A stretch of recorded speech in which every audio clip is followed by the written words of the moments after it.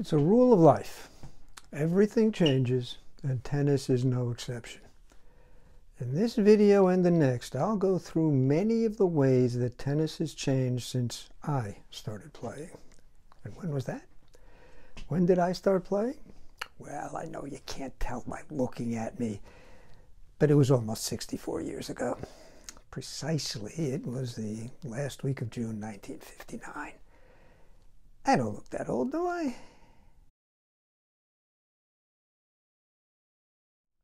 I'm going to divide this into a three-part series.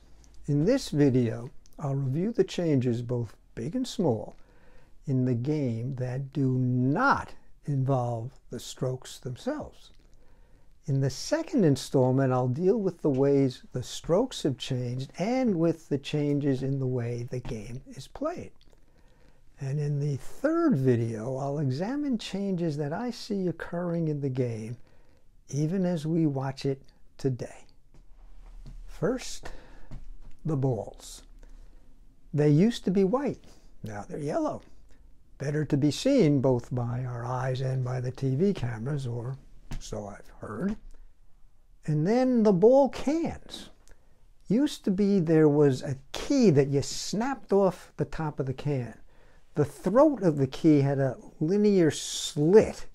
The can was sealed by a thin metallic strip around the top, the end of which you would bend outward from the can. You then inserted the end of the strip into the opening in the key, and then twisted the key all the way around the top of the can until the top came off, and you could roll the balls out. Yes, it was a bit of a pain. Next, the rackets. Of course, they used to be made of wood.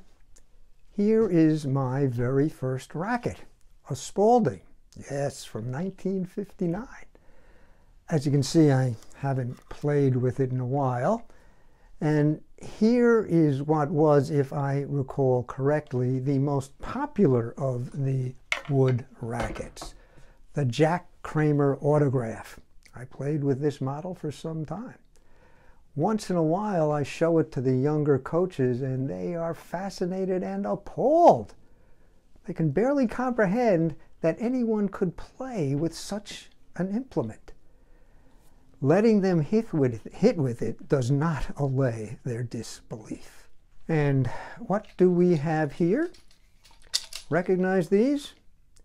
These are racket presses. You see, wooden rackets had a vulnerability. The racket heads were made of thin layers of wood. You can see these layers in my Kramer racket. In heat and humidity, or when they went back and forth from hot to cold weather, these layers, as you would expect, expanded and contracted. Unfortunately, the different layers expanded and contracted at different rates. The result being that, left unattended, the racket warped, meaning it twisted out of shape, rendering the racket useless. So you would take these things, racket presses, slip them over the racket head and its cover, I'll get to racket covers later, and tighten the screws like so. I have faithfully kept these two presses on my old woodies. The reward is that even after several decades of alternatively hot and cold, dry and wet, northern New Jersey weather, I can show you two unwarped wood rackets. Of course, wood gave way to metal.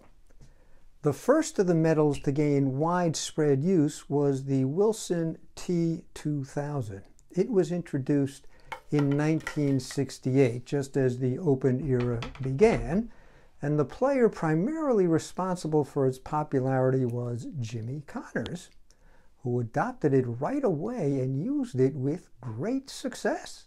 I followed shortly behind Jimmy, and this is my old T3000, very similar to the T2000. Still, it did not bring me as much success as Jimmy had with his T2000. I blame the racket. Can't forget this. The racket heads got bigger. Old Wilson T3000, modern Wilson 5. Naturally, with the increased racket head size, the sweet spot got bigger, making the game a bit easier to play. And not only did the racket head get bigger, the throat got wider. The old rackets had linear throats. The modern racket throat is triangular, which gives us a little more support when we strike the ball above or below center. And yes, the metal rackets are lighter by far than the old woodies. Remember the formula for momentum? Momentum, and we're talking about the momentum of the racket head, equals mass times velocity. The heavy old woodies added a lot to the equation's mass variable, but the lighter modern rackets more than make up for their lesser mass by enabling greater increases in velocity. No way I'm going back to this old heavyweight. The last word on the rackets. The strings went from gut to more resilient and longer lasting synthetic strings. And next, racket bags. Fact is, racket bags have not been around forever. Today you see players at every level walk on the court with what are often quite large bags. I'm one of those players with a quite large bag, from which they take a racket, a can of balls, a towel, and there may be any number of other things in there. Who knows what kind of paraphernalia?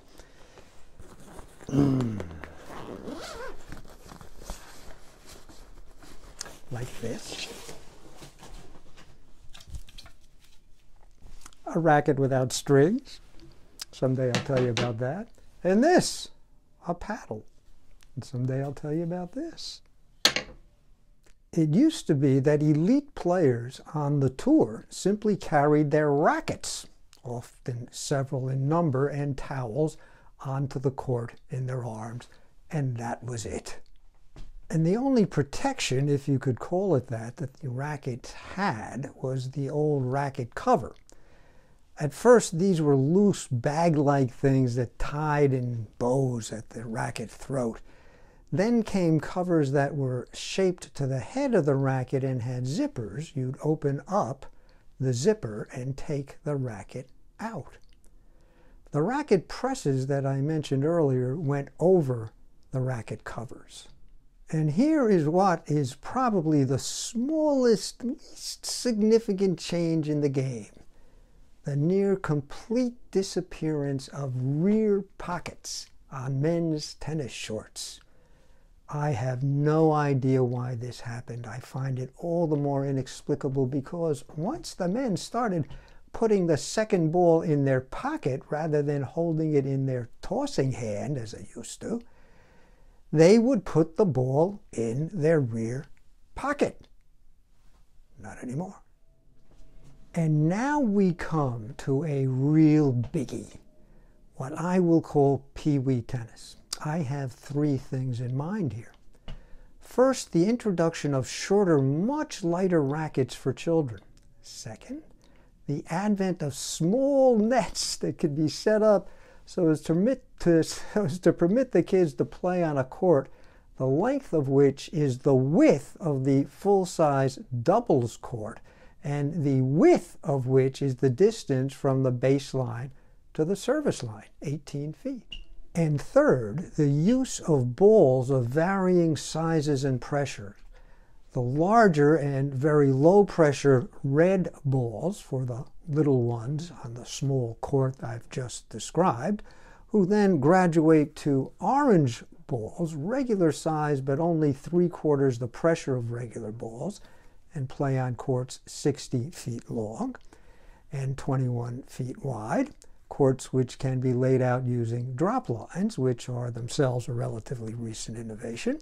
And then there are green dot balls for when kids first move up to playing on the full-size court, but aren't quite up to playing with full-pressure tennis balls. I first taught the game long before the advent of Pee Wee tennis, and I've taught it in the years since. These innovations have made it possible to start kids on tennis at much younger ages. And believe me when I say they make teaching tennis to kids much easier and much more fun for the kids and the coaches. Pee Wee tennis is, in my opinion, one of the greatest revolutions in the history of the game. Maybe the greatest. A word about the courts. Hard courts haven't changed much, but soft courts, clay and grass, have. Clay used to mean simply red clay. That changed with the introduction of Har-Tru and similar artificial court surfaces. Overall, courts have gotten slower. Even the grass at Wimbledon and the tournaments leading up to it is of a type slower than it used to be. But the biggest court change has been the, to my knowledge at least, elimination of the fastest of all courts, wood. That's right. Tennis used to be played on wood courts, at least in the winter, indoors. The United States Indoor Championships were played on wood courts at the 7th Regiment Armory in New York City. My father would take me every year. And when I say wood, I mean polished wood. They were often basketball courts that were also lined for tennis. The fact is that none of today's pros have ever played on a really fast court. And then came tiebreakers. The world grew tired of tennis matches that went on forever. Even tennis fanatics were not keen to watch the ball go back and forth hour after hour after hour.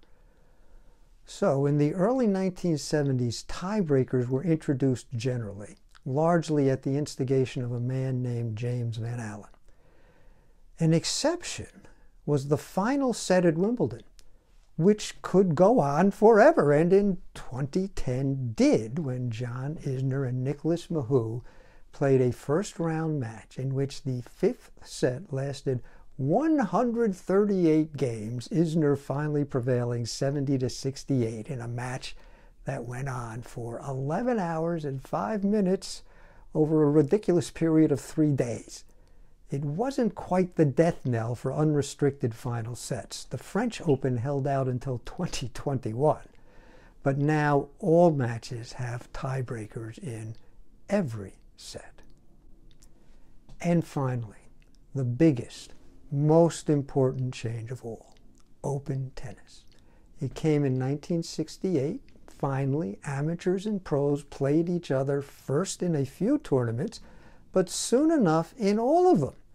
It revolutionized the game, drew great public interest, and led to a boom in tennis participation and in media coverage. The first open tournament was the British Hardcourts played at Bournemouth. The first amateur to beat a pro was, remember this, the Brit, Mart Cox. Do you remember who he beat? The venerable, about to turn 40, Pancho Gonzalez. That's it for the first chapter of the game's history over the past 64 years, exclusive of how the strokes have changed and the way the game is played. That will be the subject for the next video on the game's history, which, by the way, will not be the next video, but it will be coming soon. So, I am David Popeil, and I want you to keep playing and enjoying the greatest of all games. I'll see you again soon.